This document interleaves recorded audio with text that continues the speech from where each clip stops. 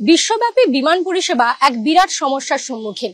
বিমান প্রস্তুতকারী সংস্থা এয়ারবাস জানিয়েছে তাদের A320 গ্রুপের যে সমস্ত ফ্লাইটগুলি রয়েছে সেটাতে একটি টেকনিক্যাল গ্লিচ দেখা গিয়েছে, যে কারণে ফ্লাইট কন্ট্রোলে সমস্যা হচ্ছে।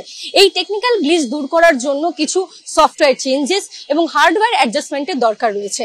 ইতিমধ্যেই তারা 6000 ফ্লাইটকে রিকল করেছে, যার মধ্যে দেখা যাচ্ছে শুধুমাত্র বিশ্বেই নয়, দেশেও কিন্তু রয়েছে এরকম একাধিক ফ্লাইট যা ইন্ডিগো এবং এয়ারলাইনের ক্ষেত্রে দেখা গিয়েছে যে এয়ার ইন্ডিয়া এয়ারলাইন্সে সেগুলো ফ্লাই করে, এবং সে কারণেই কিন্তু দেখা যাচ্ছে যে ইন্ডিগো এবং এয়ার ইন্ডিয়া এয়ারলাইন্সে যে সমস্ত এই ফ্লাইটগুলি ওড়ে A320 সেগুলোকে গ্রাউন্ড করিয়ে তার যে পরিবর্তন সেই পরিবর্তন ইতিমধ্যে সম্পন্ন করা হচ্ছে।